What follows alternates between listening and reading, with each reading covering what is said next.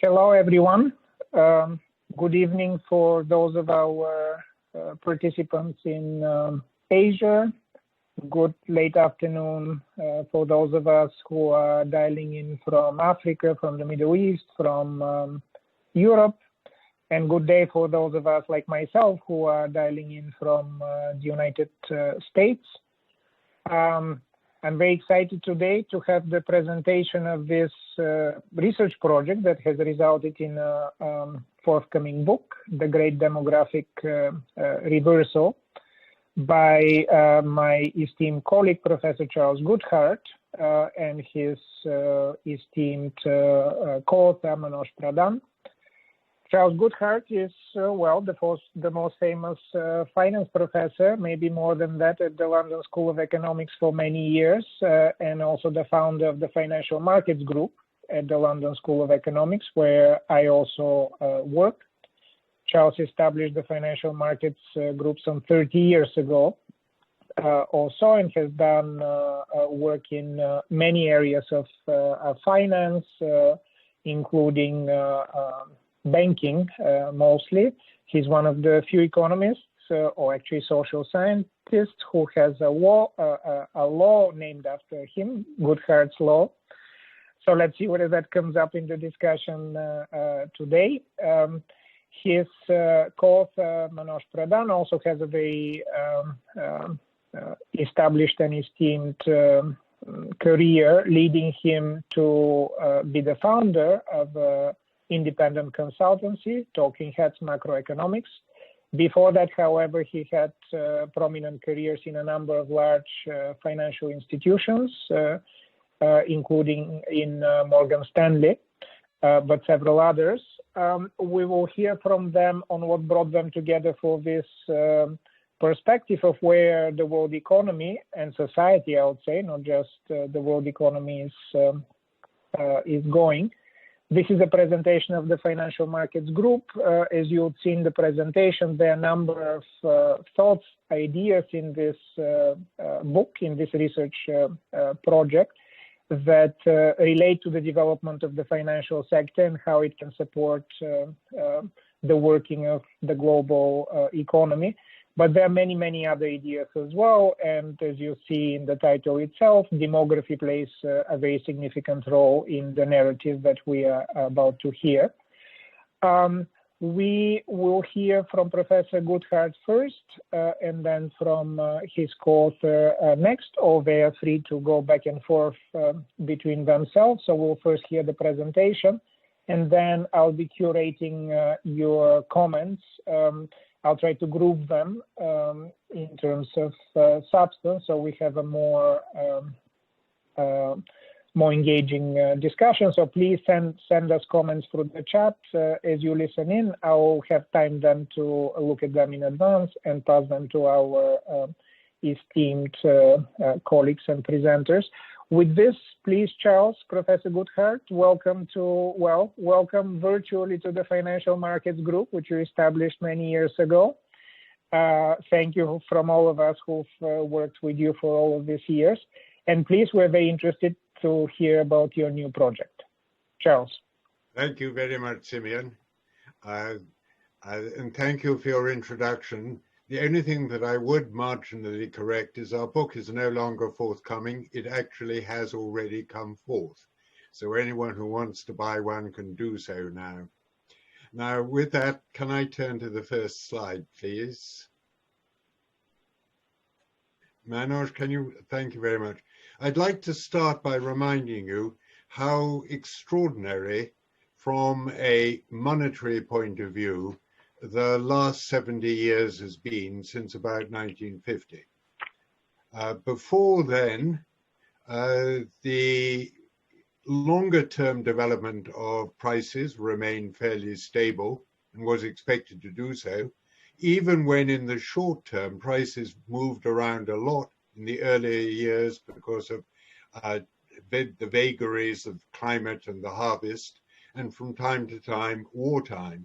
But even then, you can see that despite the wars, the Napoleonic Wars, World War I and so on, there was never any such a large change in expectations of inflation and in nominal interest rates expected, particularly at the long end, as there has been since 1950, when we had two really extraordinarily persistent and large trends, first upwards and then downwards. And since these are nominal monetary phenomena, it is obviously related to nominal monetary factors. But one has to think of the context in which the money supply initially was allowed to rise enough to accommodate the rising inflation and then reverse. In the earlier years from 1950 to 1980, this was largely because of a well-intentioned attempt by the authorities, the politicians of the time, to run our economies using Keynesian-type models and Keynesian-type policies at a level of unemployment. Initially, they're trying to maintain unemployment around 2 to 2.5%, which for a variety of reasons became untenable. The authorities then tried prices and incomes policies, and that didn't work. And then eventually in 1979-81, you got Paul Volcker's measures to monetary measures to bring about a sharp change in inflation.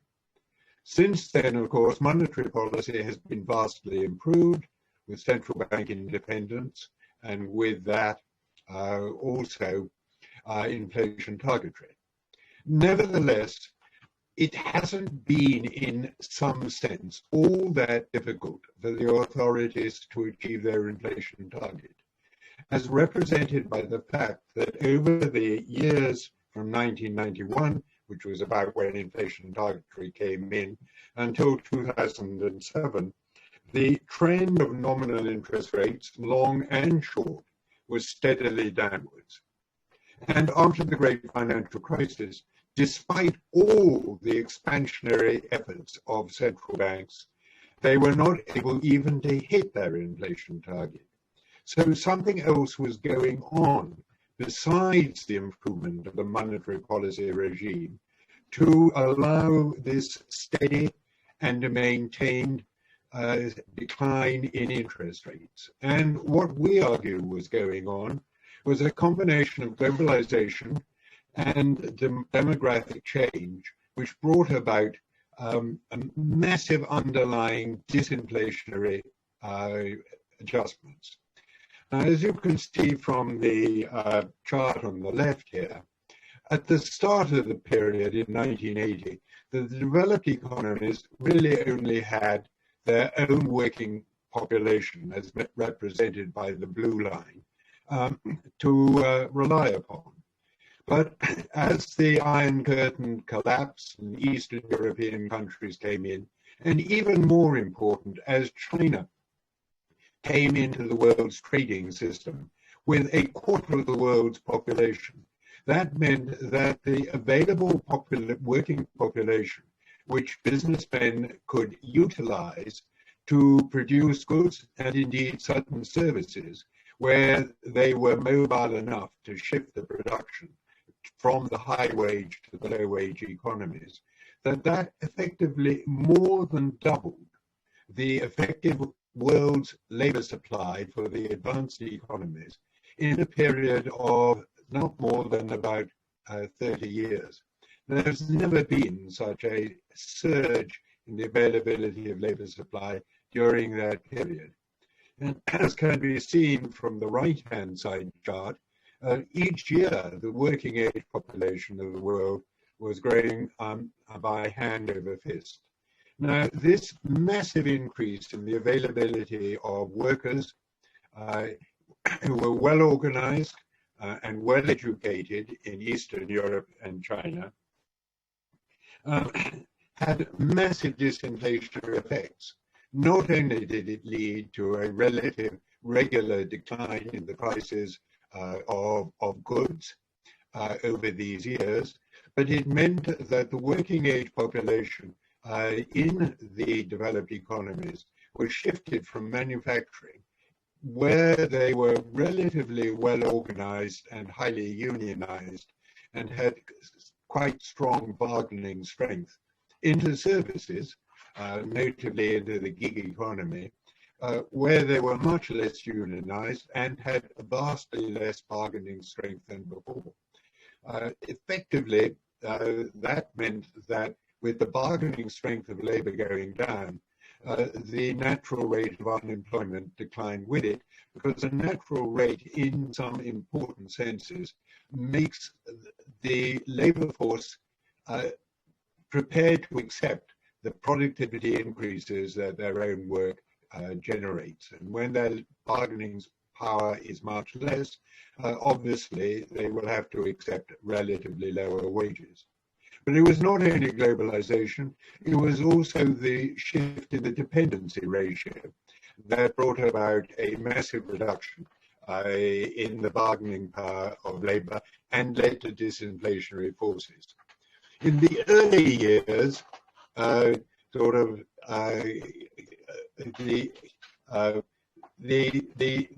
decline in the young was not quite matched by the increase in the age, since a declining birth rate after the early 50s was not equally matched by the rise in life expectancy, which occurred steadily and longer during this period. So that what we got was the decline in the number of young and the slower rise in the number of old had a number of effects.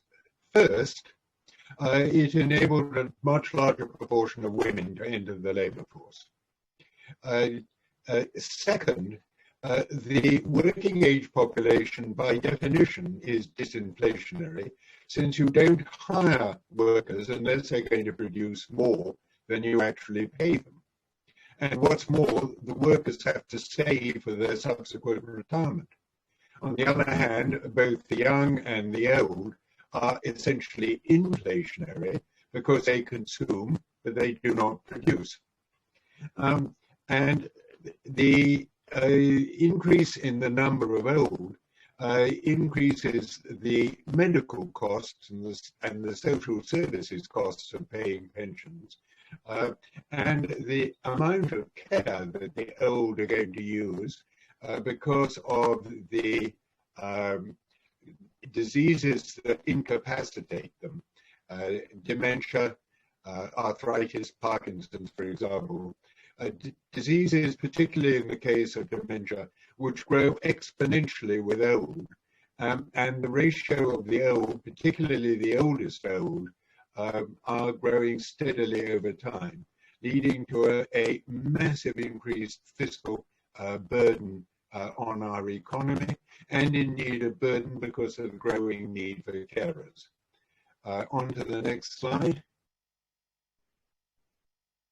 Here you see the change in the dependency ratio. On the left-hand side, the red line is the advanced economies, which was declining very, very slowly until just before 2010, and is now going to rise really quite sharply with the increasing army of the aged.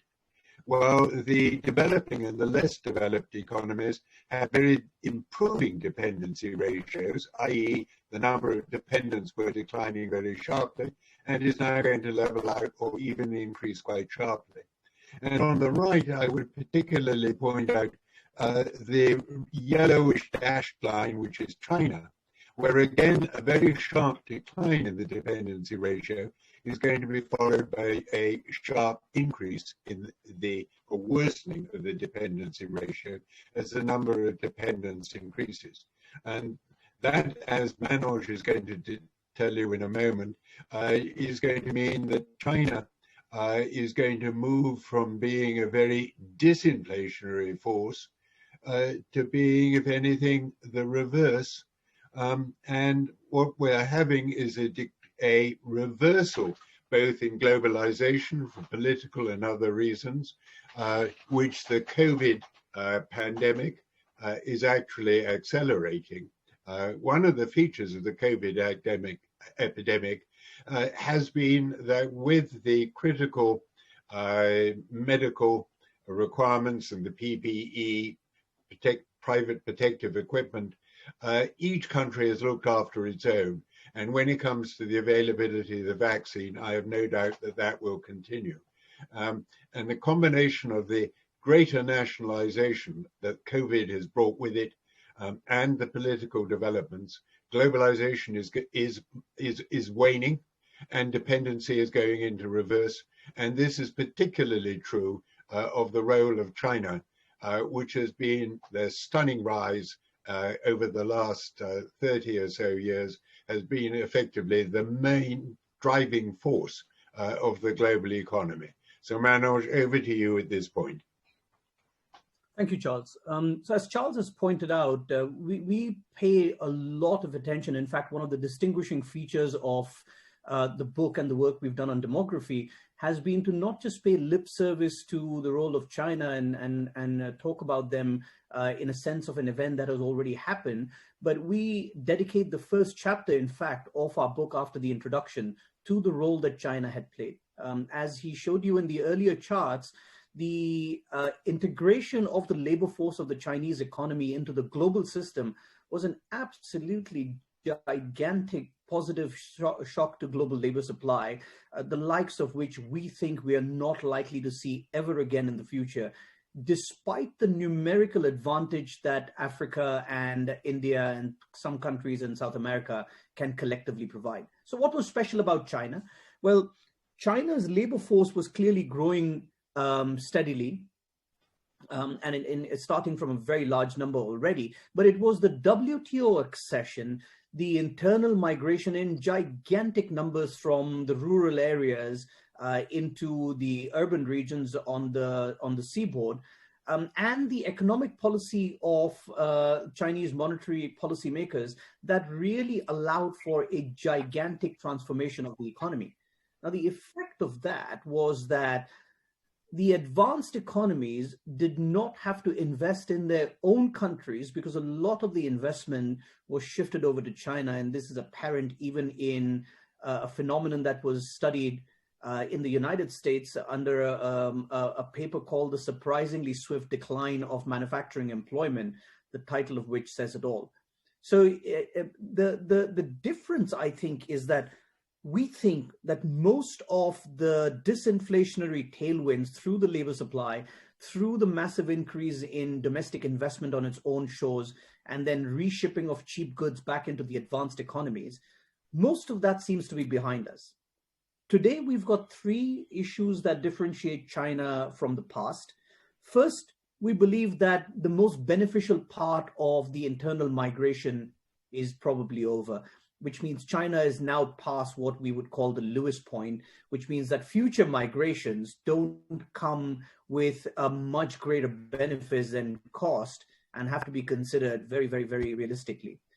Second, and this is very clear from the multiple lawsuits and the blockages that administrations have put on, but the overall environment for capital flows itself, the inflow of companies and hence the Western technologies of management and capital that were brought along with those companies into China is now much slower, much harder. In fact, as Charles pointed out, part of the problems with this inward-looking strategy that the COVID pandemic has put upon us, one of the trends that we are seeing in Asia is a real question mark around whether people want to deploy a different supply chain besides China.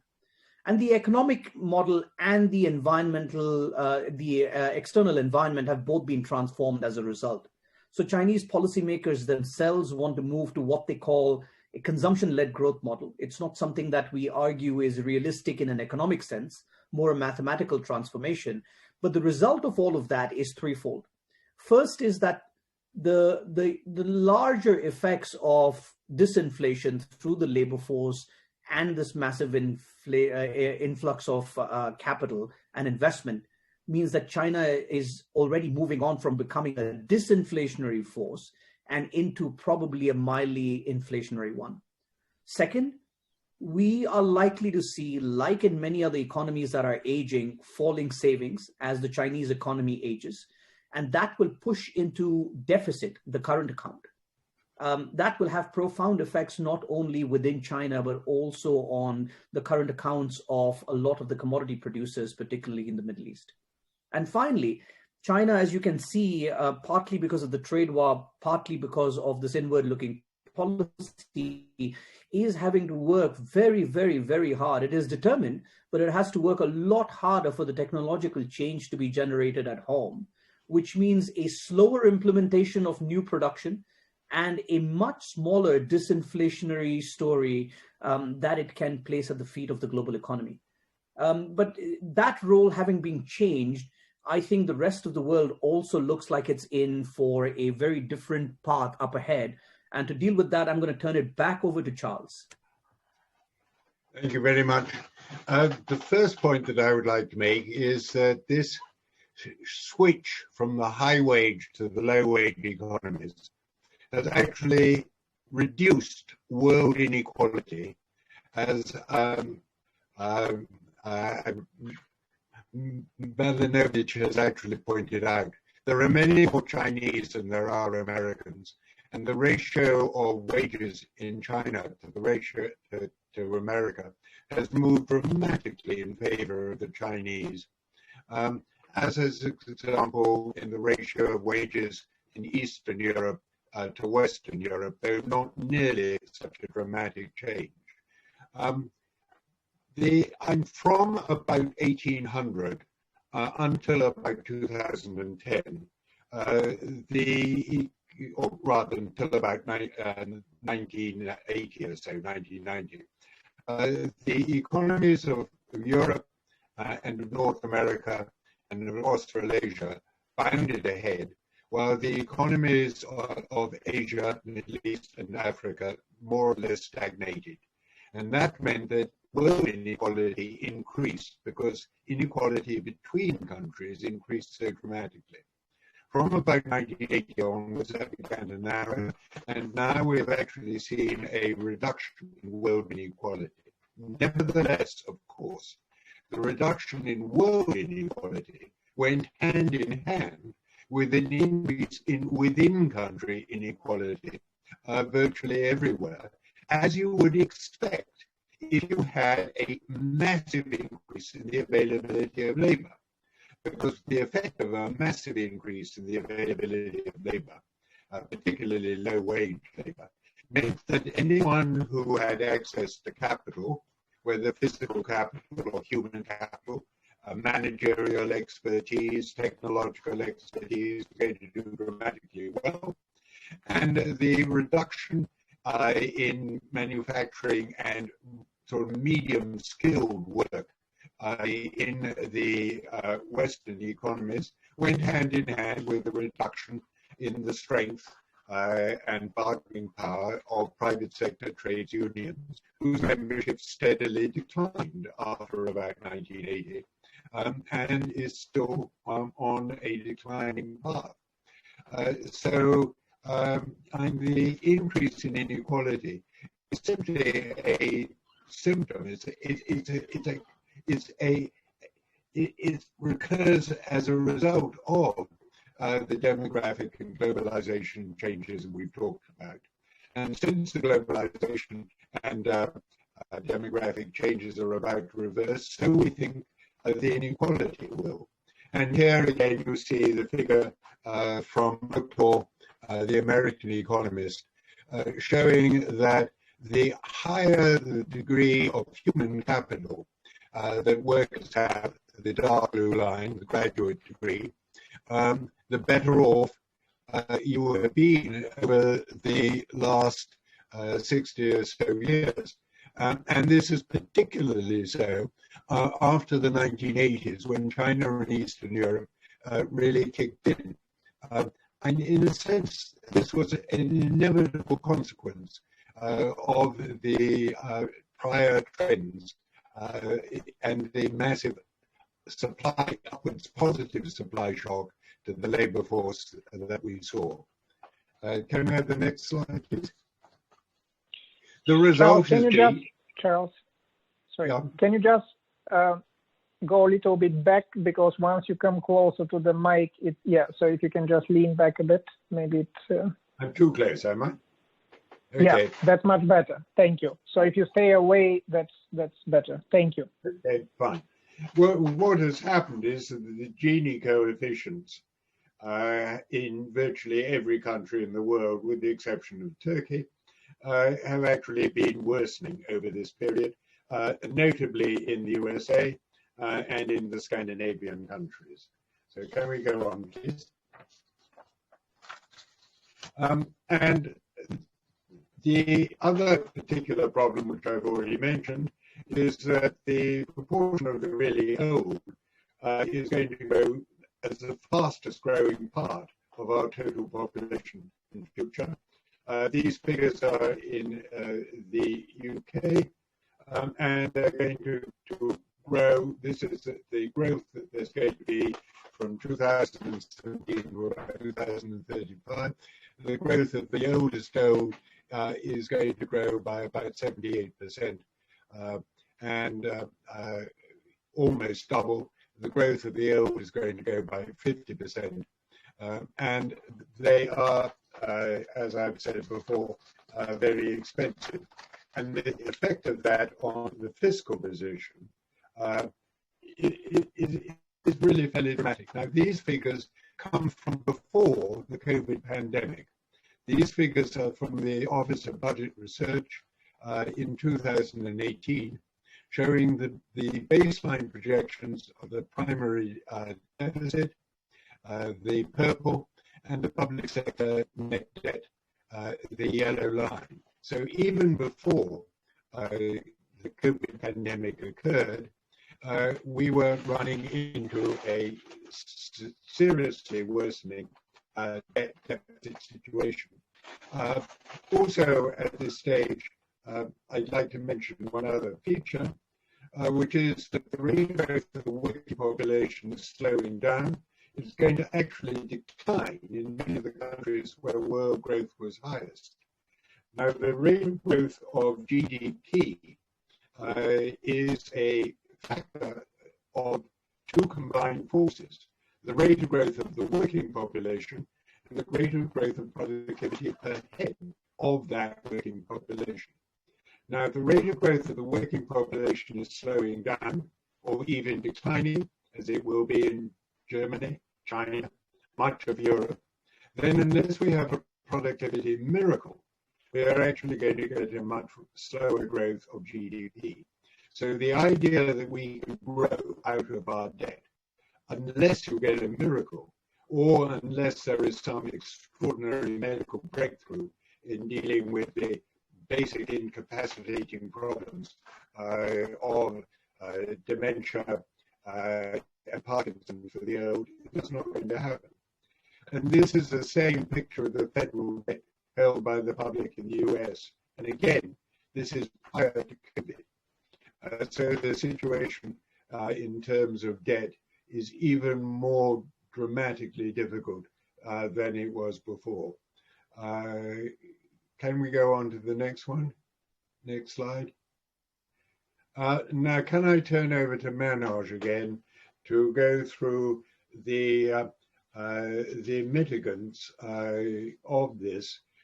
Actually, before I turn over, I'd like to just go over one particular area of discussion, and that is that many people to whom we set out the data on demography and globalization do accept that the reversal of these underlying trends will at some stage lead to what we worry about, more inflation, higher nominal interest rates, waning of inequality, some increase in productivity, etc., etc.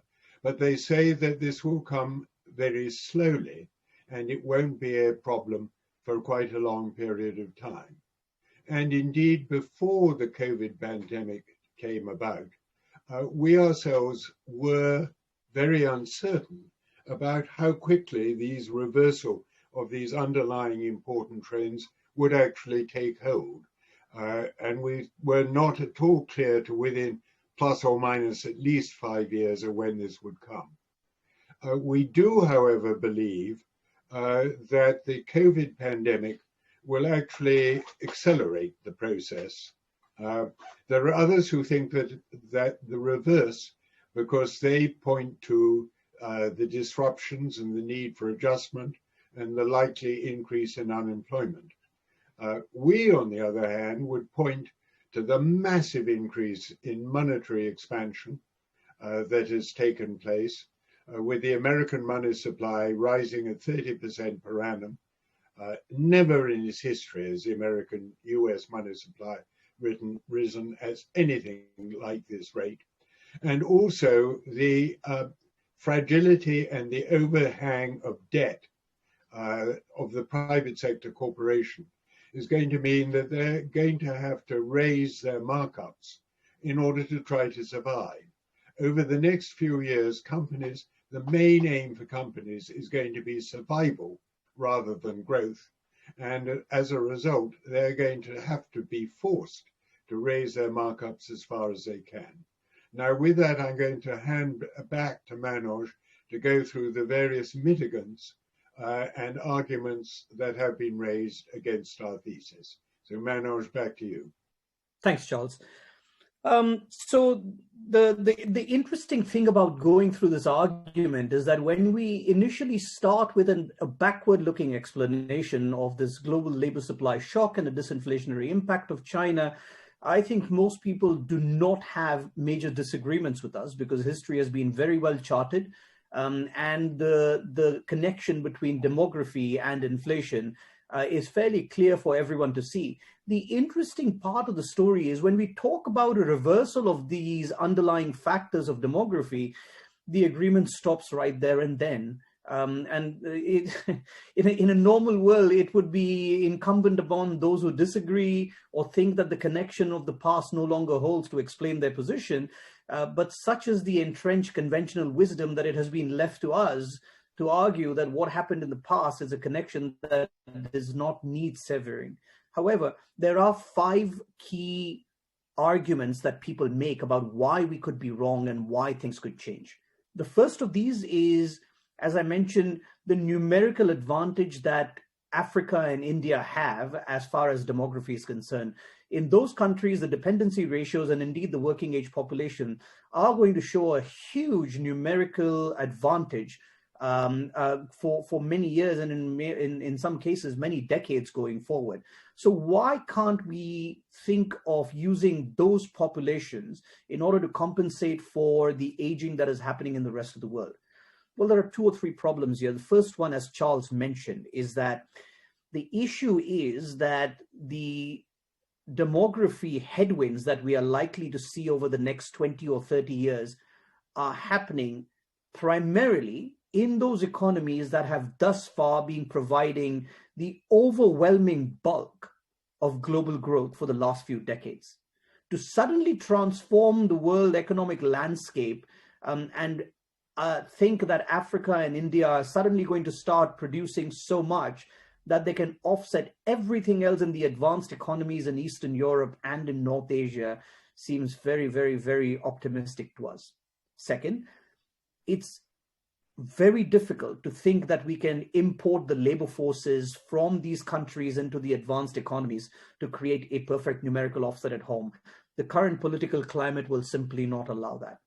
And so the third option is, well, why not take physical capital into those countries, transform it into goods and services, and then ship those goods and services back to the advanced economies, as China did?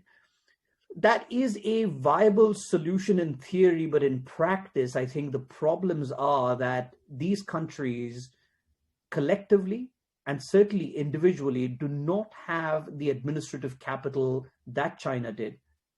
And they also do not have the historical organization of guilds, the passing through of knowledge, the formulation of the economy, which has kept China at the forefront of history for most of history. So they will do extremely well. We are very positive about the fortunes of Africa and India over the coming decades. But do they have the ability to offset what is happening in the rest of the world? We're very skeptical about that. The second issue is, well, if the 2 charts that Charles showed you on how debt is going to rise exponentially in some cases as the process of aging hits us. If that is the key problem, why not why not limit the benefits to the old? In some senses, this has been happening already. And one of the effects of that has been that if you look at this very important cohort of the 55 to 64-year-olds in the advanced economies, the participation rates of those workers has gone up substantially as they have realized that they're going to have to work a lot harder for a lot longer because their pension benefits have been limited. So in some senses, you have already squeezed that to a large extent. But keep in mind that the difference between the young and the old is a political one. The old vote, and they will not allow administrations to come into power who completely do away with the benefits. Yes, some erosion is inevitable, but it's very unlikely that any significant chopping of the benefits to the old, whether it's pensions or it's medical help, will be allowed. Third, well, that should mean that the elderly should participate more. As I said, some of this has already happened. In fact, if you look at the participation ratios in the advanced economies, they have been rising for the over 65s for the last 20 years. So this is not something they don't understand. But even then, if you look at the difference between the retirement age, the effective retirement age, not the legal one, and life expectancy has exceeded that effective retirement age in a very steady and aggressive fashion.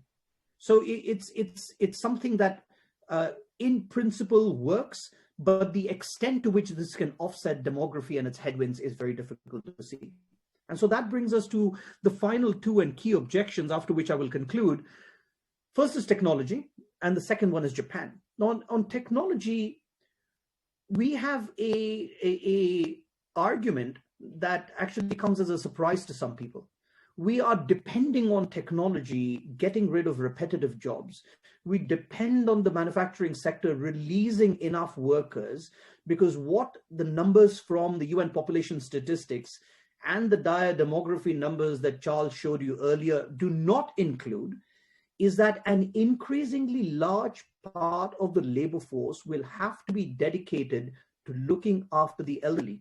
Now, this is what Charles and I call socially productive work, but it is not economically productive in the classic sense, because the services that are being produced by these carers will be used once, and the people who consume those services will not go on to produce anything else in the future. So this is not something that we can move away from, which means we need more and more jobs that are repetitive in nature to be shut down permanently, which will allow a reallocation of labor into the services sector where they can look after the elderly. So rather than worrying about whether we will run out of jobs, we are hopeful that we will actually continue to destroy jobs. As Charles puts it, the key question that people ask us is, why can't the robots simply look after the elderly? I like quoting him because he puts it very eloquently when he says, the problem is one of emotional support. And robots, as he correctly says, have an emotional quotient of exactly 0. That's not something that we think will really change going forward either. If it does, we'll be very happy to take a look at that. And that brings me to my final point. The biggest question we get asked, and we have an entire chapter dedicated to this, is if aging is inflationary, why did it not happen in Japan? Japan is at the forefront of demography. It has started aging well before everyone else by a significant amount, and yet we have not seen inflation. We have not seen interest rates rise. So why does your thesis not work there? Well, the simplest point to make is it's very difficult to think that Japan is an economy operating under autarky, that it's a completely closed off economy, and hence whatever happens with its labor force will dictate everything. Unfortunately, that is exactly the model that is usually applied to Japan. Or put another way, think of it this way. How could Japan have inflated when China was deflating the entire world at exactly the time that Japan's labor force started shrinking? Okay, and 3 things in Japan need to be carefully looked at. Number 1, as Charles said, productivity did change. And Japan has actually delivered the kind of productivity that most advanced economies would bite your hand off for. They had 1% growth while the labor force was contracting by 1%. And the difference between the two is a 2% productivity rise, which is not being matched by almost every large advanced economy. Second, rather than being a closed economy, what people miss, and this is something that we have added to the literature, something you'll see more from us, through 20 years of data from METI, Japan's industry for economic transformation of its industry, what you see is Japan Incorporated actually realized that China was there, that it was providing a massive labor supply shock to the rest of the world, and it realized that labor was cheap elsewhere.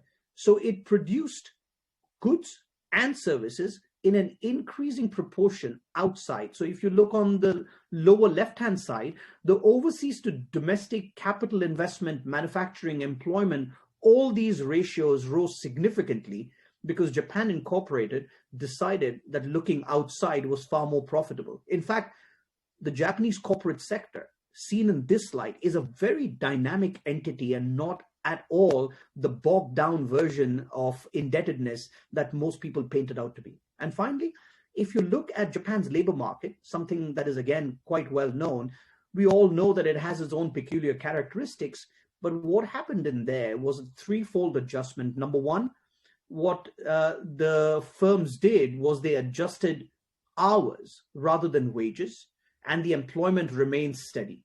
Second, Japanese labor force increasingly moved from manufacturing into services. And third, Japanese companies increasingly used part-time workers instead of full-time workers because part-time worker wages could be manipulated in a way that could not be done for full-time workers. In conclusion, I just wanted to wrap up and turn it back over to you, Simeon. We think inflation is coming. As Charles has said, the coronavirus will accelerate its arrival. One of the key things that we want to push forward over here is, while monetary factors are clearly important, many of the reasons that we have provided for a revival of inflation are actually real, not monetary. And that is the way the structural transformation could work. Second, real interest rates could rise, but we think they are far more likely to rise with a steepening of the yield curve.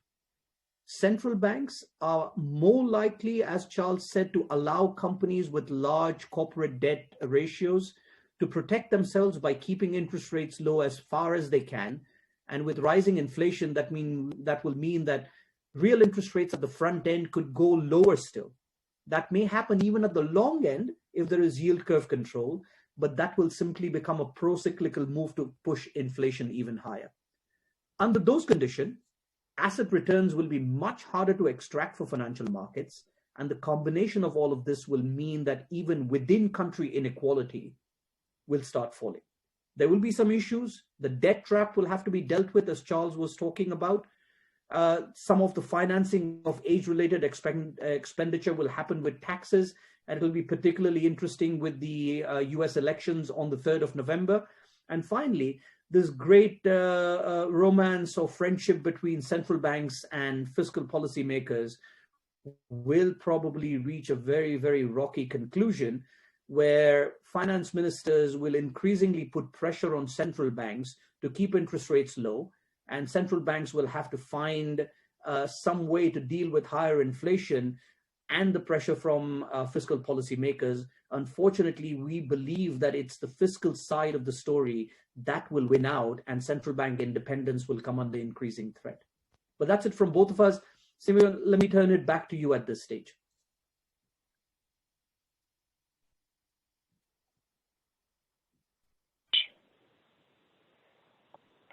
Thank you very much to both of you. I'll start with some questions that already came through the chat. A historical question, or actually a set of questions for Charles, relating mostly, as I understand, to the first graph. So Charles, you showed us this first graph that interest rates were remarkably stable until relatively recently, then they went up, and now, as you say, seem to have been in decline. So three related questions to that. One is, can you comment on Paul Schmelzing's theory of real, or actually not just theory, but also observation that real interest rates have actually been declining over a long period of time, real interest rates. Your comment on that, financial repression before World War II. So that seemed to be a period of relatively stable interest rates. Does it have to do with financial repressions? And can you actually talk more generally about financial repression beyond that period? And somewhat related, I guess, the gold standard. So did the gold standard play a significant role in this remarkable stability that you showed us? And then hence the absence of this relating to the more recent instability. And the first question to Manoj is pension reform. So you spoke a lot about various aspects of demography, the fact that there is a big pressure on the 55 to 64-year-olds to either rejoin or stay longer or work harder in the labor market. Do you see a significant wave of pension reforms coming as a way to both make mandatory pensions longer, but also to incentivize more people? And perhaps related to that, to both of you, tax reform. So again, you mentioned at the end of your presentation, Manoj, and Charles mentioned in passing that there need to be some significant changes to adjust basically to this dynamics. In your book, more specifically, how do you treat coming tax reforms? But maybe start with Charles and the historical aspects of real or in general interest rates, then pension reform, and then tax reform while we wait for the other many questions that seem to be coming as I speak. Charles. Can you hear me? Can you hear me? Yes, we can hear. Of Yes. course, I got a little sign saying my speaker's not working. Let me remind you that in the 19th century and before, lending to governments was regarded as rather risky. Governments normally borrowed for wartime purposes, and when they got defeated, they often didn't pay back. Governments traditionally were actually rather risky borrowers who forced lenders to pay for them. The number of occasions when kings and governments failed to repay were quite large. And what we actually have are data on government debt, so that what you see in the reduction in real interest rates over time is quite largely a reduction in actually the risk premium of lending to the government. Whereas lending to the government went from being relatively risky to being now regarded as completely safe. And that will have reduced the interest rates over time. Real interest rates have certainly varied a great deal, but I would argue that the longer term over centuries decline in the general level of real interest rates is a risk premium effect rather than anything else. The second question was, might we have more repression, financial repression? And the answer is to that one would be yes, if the governments could do it. And the reason that the governments will find difficulty in doing that is that financial repression requires exchange control, preventing your population from investing abroad. And I think that in this day and age, it will be pretty difficult for most governments to reintroduce exchange controls once they've got rid of them. I don't regard it as beyond question that some governments, even current advanced economies, may reintroduce exchange controls, but it's not on the horizon yet. And finally, the gold standard, yes, the gold standard had a lot to do with the stability of prices and nominal variables during these earlier centuries. But that was at the expense of making governments unable to manage the finances as easily as they could. And I think, again, under modern political circumstances, the idea that governments will willingly constrain their own ability to, let's put it bluntly, rely on the inflation tax and monetizing if they need to, that they just won't do it. So my argument is, yes, the gold standard had a lot to do with price stability, but the modern political conditions make it totally non-feasible to go back in that way. And I'm not sure that I would welcome and recommend governments disposing of their ability to use the monetary variable and the inflation tax if they need it as such.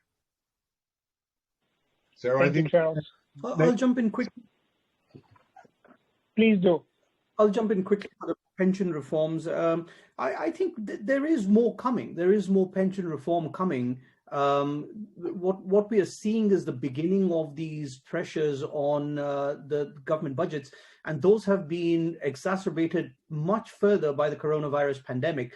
You've seen all these debt numbers rise increasingly, and that will mean that the questions about sustainability of this debt won't be just a matter of looking at Brazil's 100% debt to GDP and wondering how they can be repaid. Even with high per capita GDPs in the advanced economies, when the obligations to the elderly become apparent, there will have to be some way of reducing the obligations and passing them on to the elderly. Our point is that this will happen to some extent, but cannot be done to an extent that completely absolves the government of its responsibility and therefore shifts the burden of saving onto people, because this is a political question. If the elderly were not allowed to vote and we did not have democratic systems, this could have been done in probably a more judicious or expedited manner. But because these processes are very difficult to deal with, it's simply not politically possible to get ahead with them. As again, at those points that Charles has made, is even if you look at Russia, where President Putin has enjoyed a great amount of popularity, raising the pension age has been hard. You've seen that it's taken riots in Greece to actually pass higher pension age reforms, and yet the increase in life expectancy over the effective pension age has gone up in a straight line for the last few decades. So I think the amount of catch-up that could be done by reducing some of those pension benefits is very low. On tax reforms, I think the most interesting point from everyone else's perspective that we have made has been on equity finance. But that is Charles's baby, and I'll turn it back over to him if you don't mind. No, great. So Charles, maybe a bit broader on tax reform, or maybe you can start with equity and then a bit broader on tax reform, because we have a number of questions as to what comes out in terms of government policies, given what you've just told us, and probably tax is a significant part of it, I assume. Charles. I think tax reform will have to come, but there are limits to tax reform, and increasing taxes is politically extremely unpopular. So that if you're thinking of the attempt by politicians to maximize the likelihood of re-election, I'd have thought that allowing, almost encouraging, a degree of relatively minor inflation, by which I mean something of around 4 to 5%, will, to them, be more attractive than trying to raise taxes even further. And taxes on the wealthy inevitably have majority support, but the wealthy are more mobile than the poor. And if you try and raise taxes too much, the wealthy leave, and it has very considerable disadvantages, in meaning that those who are frequently have the highest human capital and the most dynamic actually leave your country. And again, one of the areas that we think is ripe for greater taxation is urban land values. But again, virtually a massive proportion of bank lending is collateralized on the basis of exactly such values. And if you were to increase any such taxation at all quickly or in a jump, it would probably bring about a collapse of your financial and banking system. So there are strict political and other constraints and frictions about any really major increase in taxation. which is again one of the reasons why we think that it is quite likely, should these inflationary pressures take hold, that there will be a very considerable likelihood of inflation rising. The great question to our minds is not will inflation rise, but will it be possible to hold it at reasonably acceptable levels? Thank you, Charles. Two questions, more specific questions. One from Stefan Collignon. So you seem to suggest that the return on capital will fall in the future. If so, what does this mean for pension systems, capital based versus pay as you go? That's one question. And a separate question, I guess, to both of you, but maybe more to Charles. So it's correct to think that you're suggesting that for central banks that do inflation rate targeting, the correct inflation rate in the future would be more like 4 to 5% rather than the 2% that some countries are, that some central banks are following. Did you hear that, Charles? Yeah, yes. I'd rather Manoj took the first question on pensions. Can you take? I mean, yeah, I'll take it, Charles. So I think one of the points that we are trying to make over here is it's not clear to us that the return on capital necessarily has to fall. One of the points we're trying to make over here is that part of the reason that inequality has come up is because the global surge in labor over the last 30 or 35 years has meant that the corporate sector has enjoyed a tremendous amount of profitability with very little effort required. And it was not in their interest, from profit-seeking institutions' point of view, to really get involved very heavily in capital investment. A lot of what has happened over the last few years and probably even decades is that intangible capital has increased at the expense of tangible capital, and that has seen transformation of the weight even in the equity market. Going forward, what we think is likely to happen is the coronavirus pandemic is already accelerating the desire of companies who can switch away from labor in order to protect their supply chain and future production towards slightly more capital and certainly more intangible capital. So their incentives to invest more come about not only as a function of what we're seeing in the pandemic, but also the expected contraction and lack of availability of labor in the future. So we are more optimistic on productivity. We are more optimistic that as time goes by, companies will try and raise the return on capital to protect themselves. The companies that don't do that will see a shrinking share of the pie. And that should somewhat offset some of the pressures that you see on pensions. But again, like the earlier questions, I don't think it's quite enough to do enough. I mean, it won't be to an extent that we get rid of all our problems. As Charles said very early on, we're expecting productivity to rise, but not by a miraculous rate. I mean, even what Japan achieved, 2%, is a really, really, really good number if we can achieve that. We're not quite sure where we'll get to. Certainly not to a point where the pension system needs to not worry about anything. Thank you, Manoj. Charles? Could I perhaps add that the pensioners are already under great pressure because of the very, very low rates of interest? And can I go further and sort of turn to the argument about the inflation target? My view, though we don't actually say this in the book anywhere, is that the disinflationary trends from globalization and demography over the last 30 years have been so great that it would actually have been much more sensible if central banks had had an inflation target of 0 rather than 2%. And trying to get an inflation target of 2% has forced them to lower interest rates continuously. And the decline in interest rates has been so much that it has actually led to a great incentive to raise debt. And that, combined with the tax advantages of debt, has led to one of the factors leading to this massive increase in debt and the increase in leverage, both in the private and in the public sectors. And it has been, in effect, disguised, if you can call it that, by the continuing downwards trend in interest rates, because debt service ratios have not increased at all as a proportion of GDP.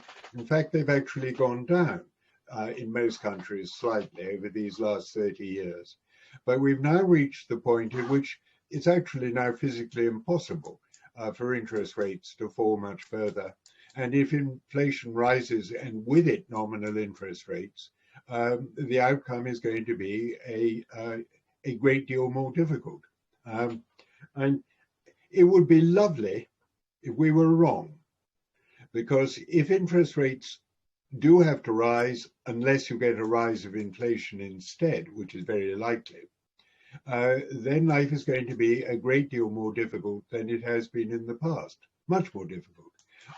We are effectively warning people that the future holds a great deal more difficulties, and that one, but only one, of the adjustments that needs to be made is to try and shift the advantages of financing away from debt back towards equity finance through a variety of routes, through fiscal routes of various kinds, reducing the tax advantages of debt, maybe increasing the burden on debt finance through fiscal measures once leverage rises above a certain level, and taking whatever steps one can to encourage management to finance through greater equity rather than debt. And that leads on to a proposal that Rosa Lastra and I have advanced, whereby the internals, i.e. senior management, no longer have the advantage of limited liability, which would make them much more prepared to undertake equity safe finance rather risky, but equity return maximizing debt finance. And Charles, one more, well, not really related, but central banking. So given what you've told us and what you've written in the book, is central bank independence more at risk in the future than it has been over the last 20, 30 years? You're one of the founders of independent central banking in the UK. Do you see, because of these pressures that you've just mentioned, a move away from independent central banking? I fear that the answer is yes, but not immediately. Because there has been the undershoot of the 2% target, and I think that it was, as I say, looking at it with hindsight, it was a mistake to have a 2% target rather than a 0% target.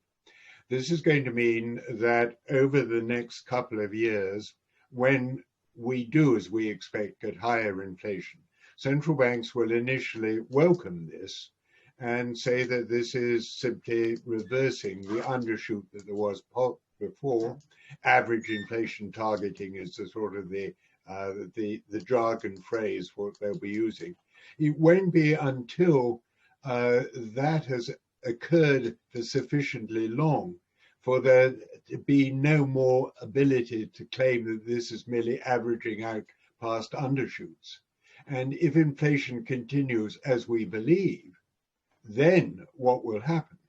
And because of the fragility and the debt burden that we have, we think that politicians will put great pressure on central banks to accept, at any rate, a somewhat greater modicum of inflation. The question is not whether they will accept it, but whether they can actually hold it at that level. If central banks insist on trying to hold to 2%, then I raise the question that emperors raised about the Pope. How many divisions does the chair of the central bank governing council actually have?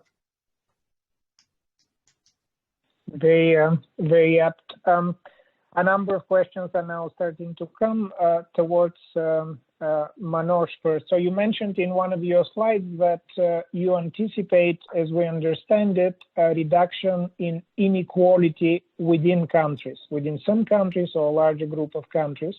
Can you explain a bit of that? And then towards, while you're doing this, towards Charles, a comment from Antonio Foglia from Italy. Italy has similar demographics to what you've just shown, Charles, but no increase in productivity, no inflation, not much happening. So maybe you can reflect on what if there is no increase in productivity and inflation. But first, Manoj, please, equality. Sure. So part of the devil's bargain over the last 20 or 30 years is that we had a very prosperous scenario for asset owners. Home ownership has gone up, interest rates have fallen, and that fall in interest rate has allowed both private and public debt issuers to finance their borrowing at an increasingly cheap rate. So even though the overall leverage in the system has gone up, the cost of that leverage, or the cost of servicing that leverage, has gone down. And that has allowed a huge buildup in house ownership, is built up a huge buildup in overall government debt, the corporate sector is indebted, so on and so forth. The downside of all of that has been that the benefits of these developments over the last 30 years have gone to those who own capital. While, as the charts Charles showed you, the huge labor supply shock that pushed inflation down disproportionately affected workers in the advanced economies at the lower level of human capital and educational attainment, because those are the ones that were competing with places like China and emerging markets where some of that lower end production could be shifted. So the effect of rising asset prices, which in itself was a result of the decline in interest rates, and the effect of offshoring of a lot of the production, which was an effect of this huge surge in global labor supply and a relocation of investment to China and other emerging market economies, is what led to the overall increase in within-country inequality. Simeon, as you were very clear in pointing out, this is a within-country inequality story, because over the last few decades, across-country inequality, as Charles pointed out and Milanovic also has actually fallen. What is likely to change now is that as inflation rises, and we have less conviction in where real interest rates go, but we believe that even that may have a little less downside than many are anticipating, at least as far as the equilibrium real interest rate is concerned. The change in the global labor supply will make the wage bills of the corporate sector rise. That means the corporate sector will have to work increasingly hard to protect its profitability. The result will be higher productivity, which is, by the way, the only way the higher wage growth can be sustained over a period of time. But all of that, the difficulty in generating rapid increases in asset prices, the increasing inflation, which will dilute the profit margins that the corporate sector could have, which will raise interest rates and make asset prices harder to push up. All of that should lead to a change in the trends of the last 30 years. The labor force will be able to protect itself because its bargaining position will go up. If taxes are used to finance of the age-old related higher after-tax wages, the increase in productivity will allow them to have a sustained increase in wage growth. And at the same time, the owners of capital will find returns increasingly hard to come by. The combination of all of that is likely to be a reversal of the last 30 or 35 years and a decrease in that within-country inequality that we've seen. That's I think, the broad thesis that we are pushing. Thank you very much. So Charles, let me slightly expand on the Italy question. So not much productivity, but no inflation.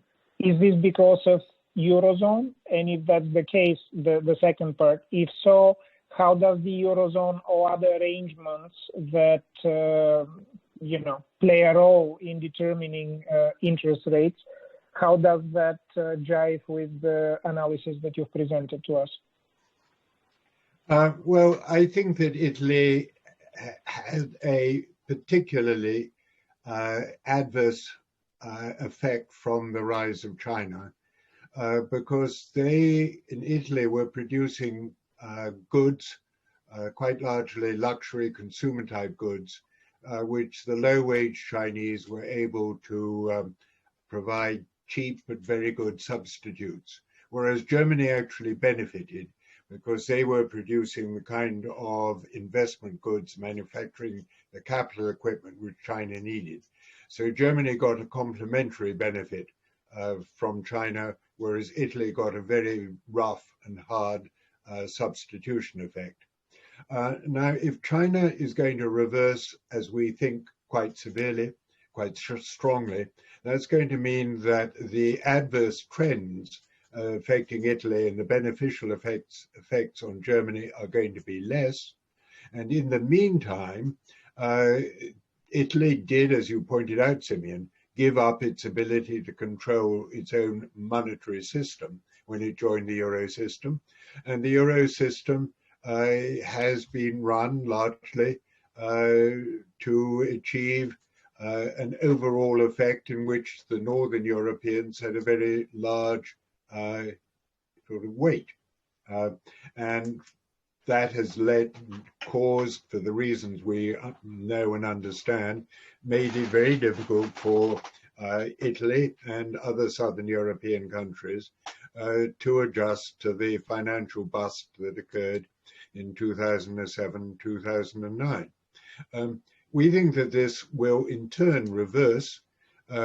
As you probably saw in the papers, there was it was noted a couple of days ago that the German population, that's the overall population, was beginning to decline, and their working age population will be declining even faster.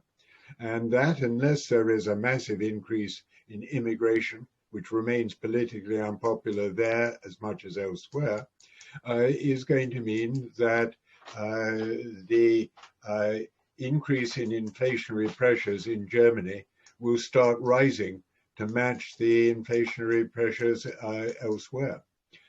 So I think that the divergent trends that we've had between Southern and Northern Europe over the last 20 years, particularly over the last 10 years, may themselves reverse over the course of the next 10 to 20 years. So I'm more optimistic about Italy than perhaps some of the Italians themselves. Very good. So we're optimistic about Italy. It's one take from this. Price of commodities. I'm going now through some other questions. So what happens to the prices of commodities given the story that you've painted for us? So lower growth of China on the one hand that you mentioned. On the other hand, you're talking about higher inflation in the future. So what happens to the prices of the main commodities and resulting from this to the countries that depend a lot on these commodities? So would, in other words, global inequality rise because some countries that depend on particular commodities will suddenly experience a lot slower growth? Any of you? And one of the things that we didn't deal with, because you can't deal with everything, is climate change. And a combination of climate change and slower growth is undoubtedly going to mean that the demand for oil is not going to rise very sharply, so that oil prices will not rebound greatly as all this takes place. If anything, they may go down in the longer run. But for the other commodities, slower world growth overall is likely to mean for somewhat lower rate of growth for commodities overall, but probably not as dramatic as in the case of fossil fuels. And that is going to mean, this is going to mean that the oil producing countries will no longer be running the surpluses that they had in the past. And again, the world's international sort of current account picture is going to change dramatically. And in the past 2 or 3 decades, the great surplus countries have been China, Germany, and the oil-producing states. In all 3 cases, we think their surpluses are going to disappear like the autumnal leaves. And so that the future sort of balance of current account surpluses and deficits around the world is going to change dramatically. But quite how, I think it's very hard to see which countries in future will run such large surpluses, except perhaps Africa.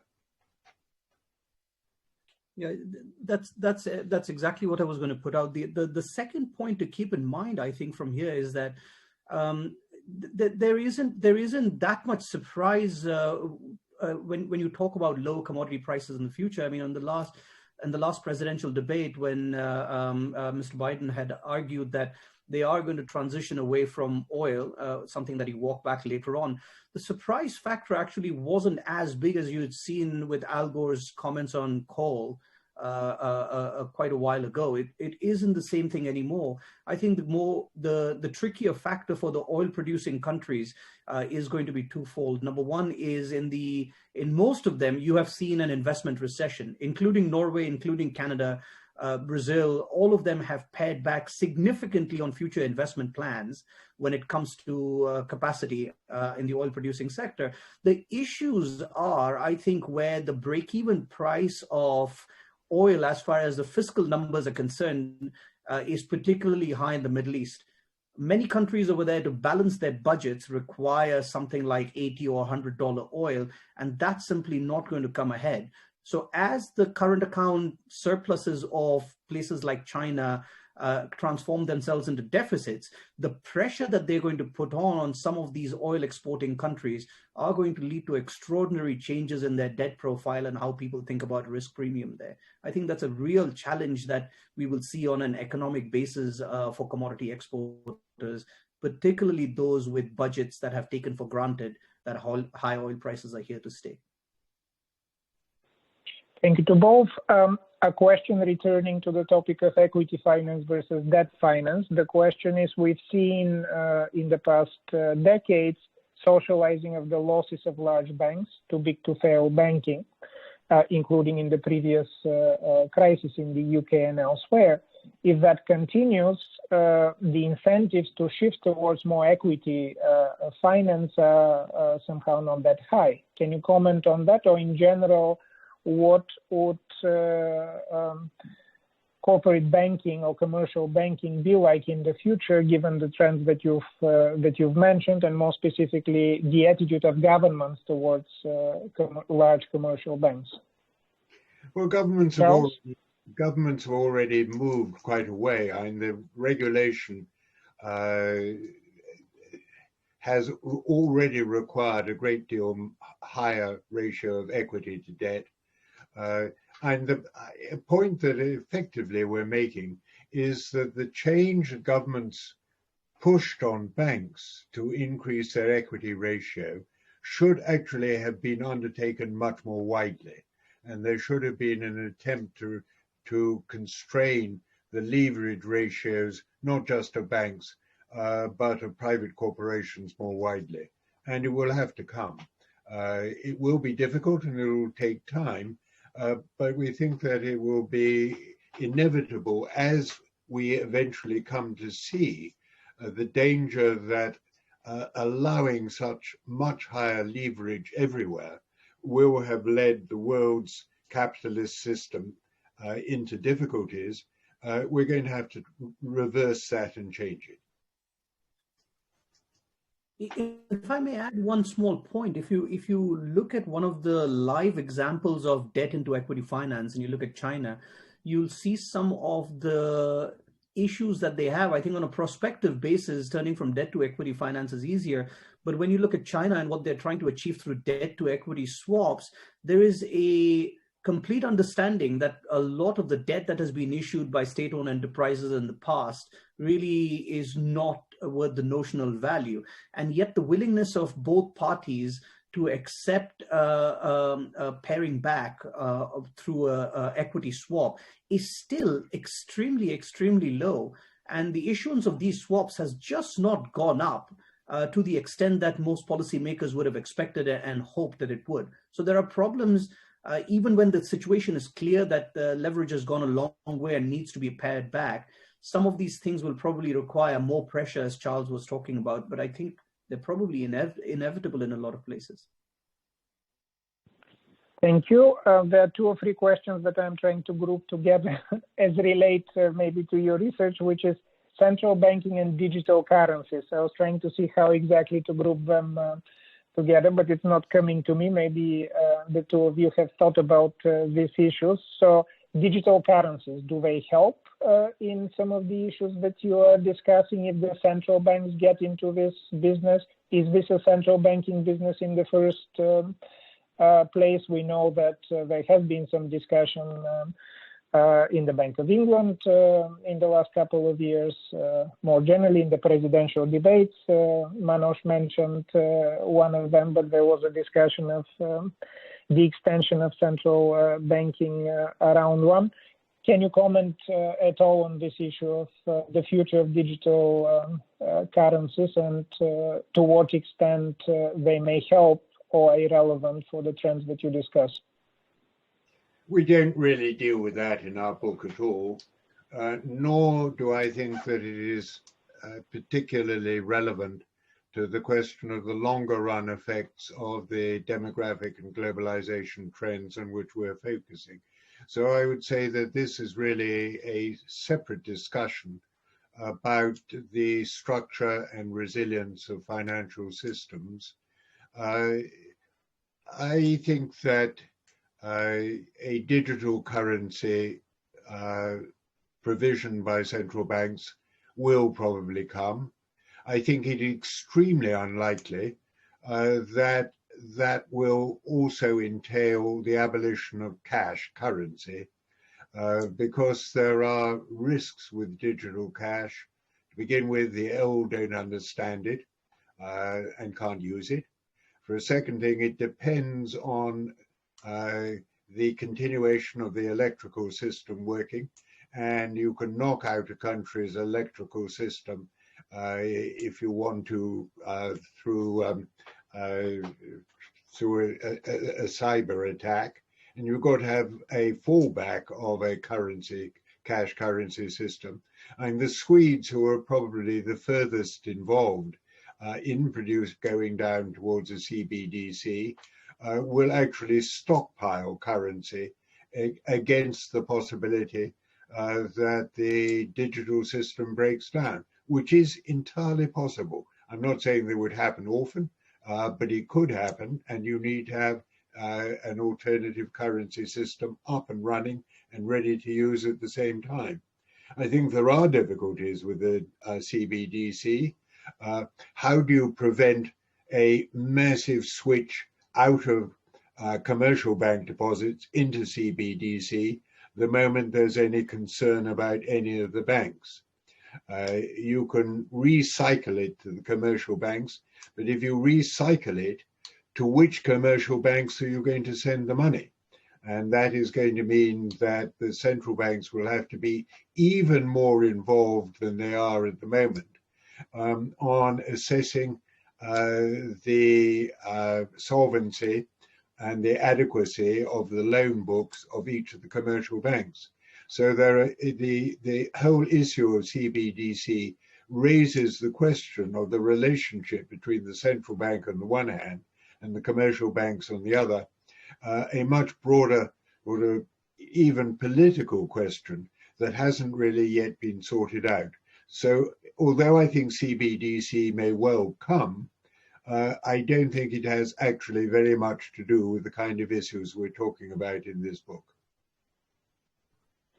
Thank you. Thank you, Charles. And the last question, perhaps before we conclude, goes to the shadow banking system. I read the full question. The rising debts in the past decades have been absorbed by the shadow banking system, which used them as collateral. If we assume a further growth of this shadow banking system, rising debt should not be as big of a problem as you claim. Can you say something about this? This would be the last question as well. again, I don't think it really relates to the issues that we're talking about. Whether financing is done through the shadow banking system or through the commercial banking system, the problems of the inflationary pressures that will be brought about by demography and globalization won't actually be, in our view, that much affected. Again, it's a matter of the stability, the resilience, the structural characteristics of a world in which the banks retain their domination in Europe, or there is an increase in the shadow banking system, as is increasingly the case in North America. How far can the central banks go on successfully controlling financial stability and monetary growth? What do you mean by monetary growth in a world in which there's a greater financing through shadow banks? Again, there are many interesting questions involved, but they don't really, in our view, relate to the questions that we are focusing on in this particular book.